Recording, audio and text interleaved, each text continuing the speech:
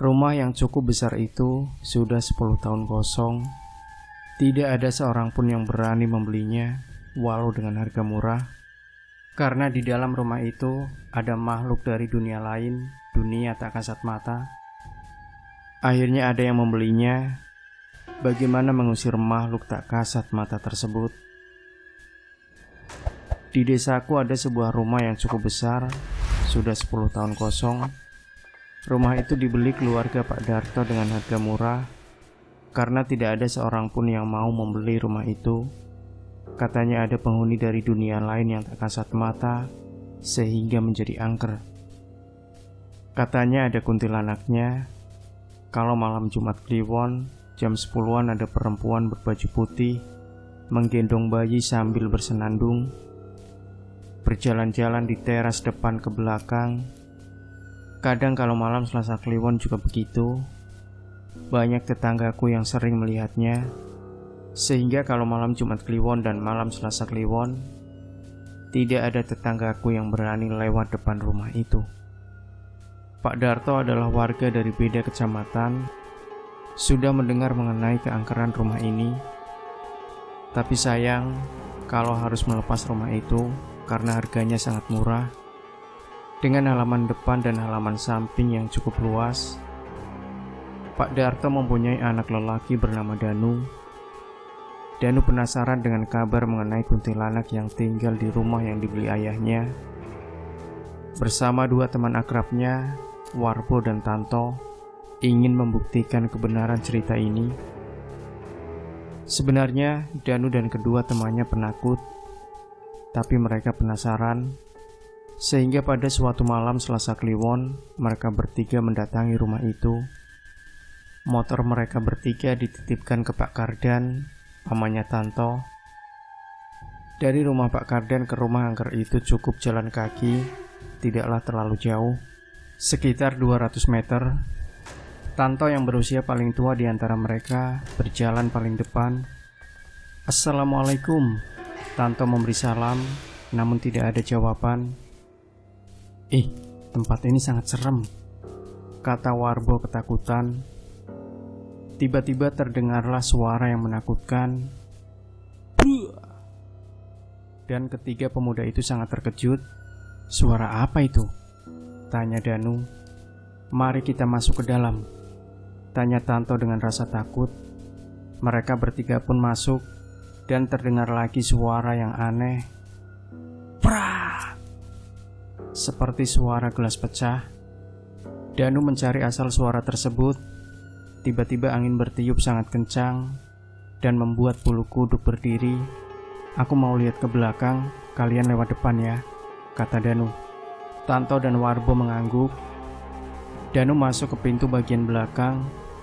"Halo, ada orang di sana?" Tanto dan Warbo menyelidiki di pintu depan. Danu yang masih berada di pintu belakang mendengar suara kuntilanak tertawa.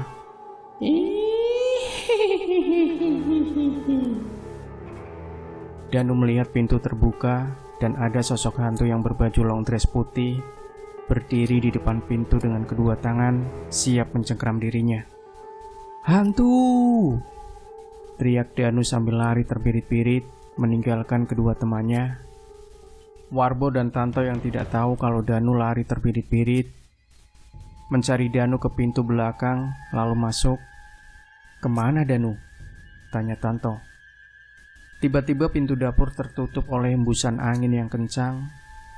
Mereka berdua menoleh ke arah pintu itu, dan ternyata di depan pintu berdirilah hantu itu dengan tangan yang berkuku sangat panjang, siap mencengkeram leher mereka. Mereka hanya mampu berdiri, bengong melihat hantu itu. "Siapa itu?" tanya Warbo dengan berbisik-bisik. "Dia hantu!" teriak Tanto sambil lari ke ruang depan. "Tunggu aku!" teriak Warbo mengikuti Tanto. Mereka bermaksud lari keluar lewat pintu depan, tapi ternyata pintu itu terkunci. "Bagaimana ini? Kita keluar lewat mana?" tanya Tanto sangat ketakutan. Kuntilanak pun semakin dekat. "Kita terpaksa lewat jendela," kata Warbo.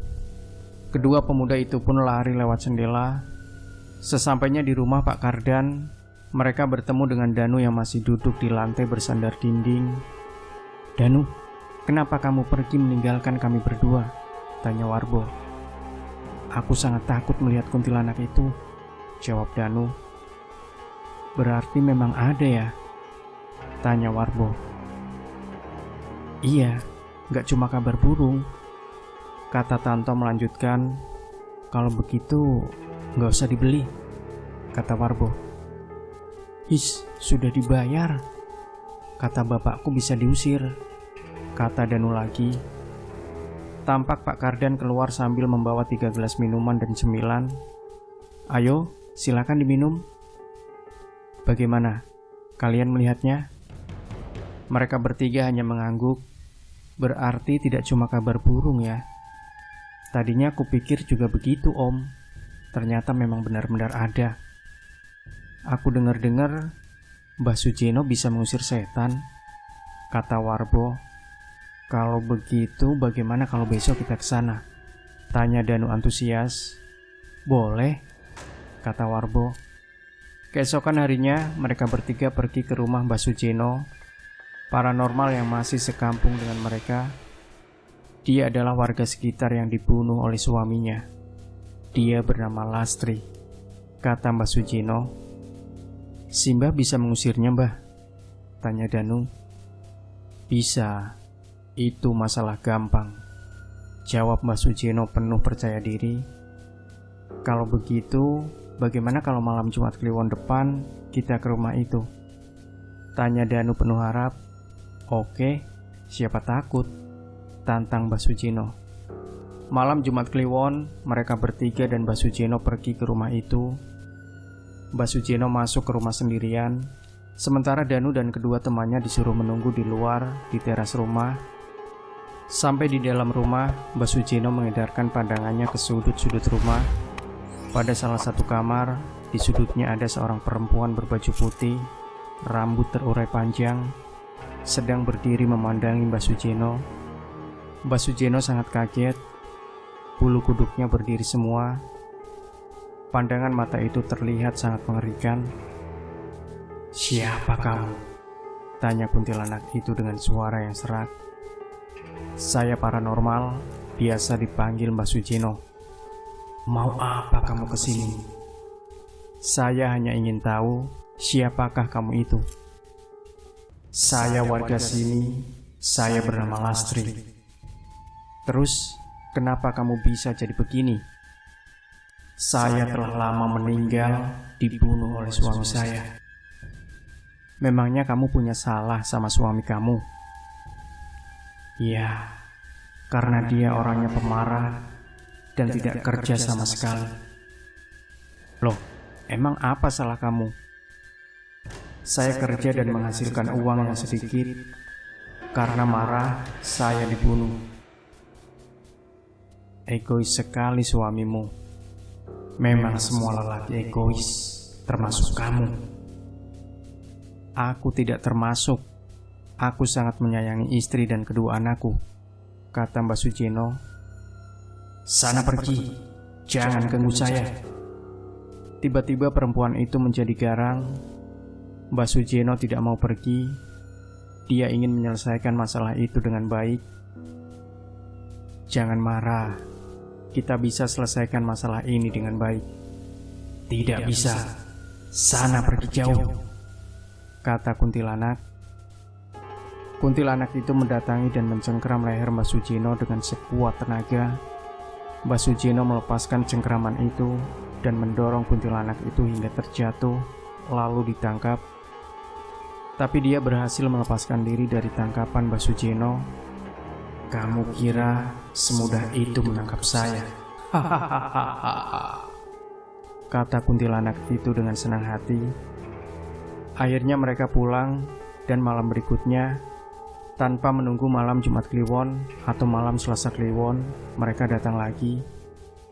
Mbah Sujeno belum lega kalau belum bisa mengusir kuntilanak itu. Kuntilanak yang membuat resah penduduk. Seperti kemarin, mereka bertiga disuruh menunggu di luar. Mbah Sujeno mendengar suara yang aneh dan menakutkan. Suara apakah ini? Mbah Sujeno agak takut.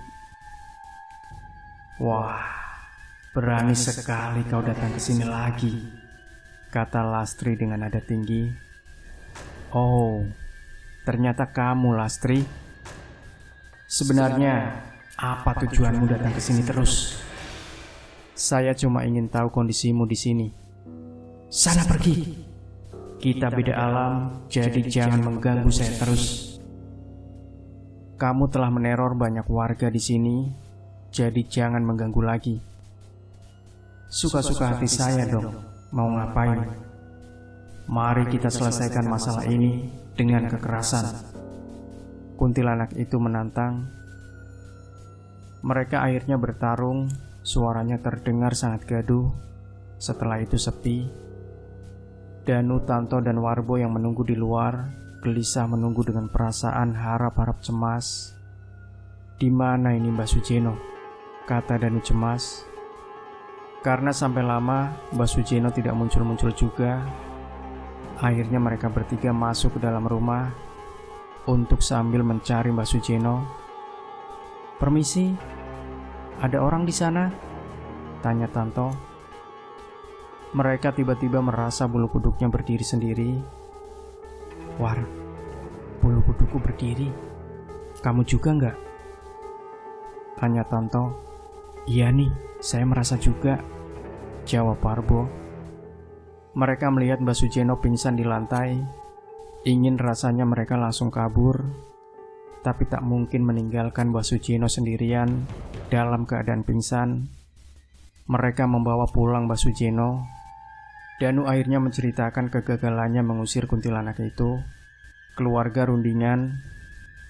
Dari hasil rundingan, diputuskan kalau mereka akan memanggil kiai untuk mengusir kuntilanak penghuni rumah kosong itu. Mereka memanggil Pak Abbas, kiai terkenal dari desa tetangga. Bersama-sama mereka mendatangi rumah itu. Setelah sampai di sana, Pak Abbas masuk ke dalam dengan mengucapkan salam. Assalamualaikum, ada orang di dalam? Kata Pak Abbas dengan nada rendah. Tidak ada jawaban. Akhirnya Pak Abbas masuk tanpa izin. Di dalam bertemu dengan kuntilanak itu. Siapa kamu? Beraninya datang ke sini? Tanya kuntilanak dengan nada tinggi. Perkenalkan, nama saya Muhammad Abbas. Biasa dipanggil Pak Abbas. Tanpa memperdulikan perkataan Pak Abbas, kuntilanak itu langsung menyerang Pak Abbas dengan kuku tangannya yang tajam. Pak Abbas menghindar sambil bertanya, siapa kamu sebenarnya? Aku Lastri, istrinya Herman. Lastri yang meninggal dibunuh Herman? Ya, aku mati penasaran. Aku mau balas dendam. Kenapa harus balas dendam? Bukankah Herman dipenjara akibat perbuatannya? Bagiku, hutang nyawa harus dibayar dengan nyawa. Kamu bohong. Orang yang meninggal arwahnya ke akhirat, bukan menjadi kuntilanak. Kuntilanak itu hanya tertawa terkikik, lalu menghilang. Pak Abbas keluar menemani warga yang menunggu di luar rumah. Kuntilanak itu sudah pergi, tapi cuma sementara. Kapan-kapan datang lagi, kata Pak Abbas. Kok bisa datang lagi? Tanya Danu. Ya, karena dia merasa ini rumahnya. Dia sudah merasa nyaman di sini. Jadi, bagaimana cara mengusirnya, Pak? Tanya yang lain. Kita harus mengadakan yasinan di sini selama 40 hari, jawab Pak Abbas. Sejak itu, tiap malam Pak Abbas dan warga desa mengadakan yasinan di rumah itu selama 40 hari. Pada hari ke-40, saat orang-orang sedang membacakan yasin, terdengar teriakan kesakitan. Aduh, ampun, ampun, panas. Makin lama teriakan itu terdengar makin jauh, lalu hening. Selesai bacaan Yasin, Pak Abbas memberitahu kalau kuntilanak itu telah pergi. Keesokan harinya, keluarga Danu membersihkan rumah itu dan mengadakan syukuran dengan mengundang warga sekitar. Lalu, rumah diperbaiki mana saja yang rusak. Setelah semua selesai, mereka boyongan. Sekarang keluarga Danu hidup tentram, damai, tanpa diganggu kuntilanak lagi.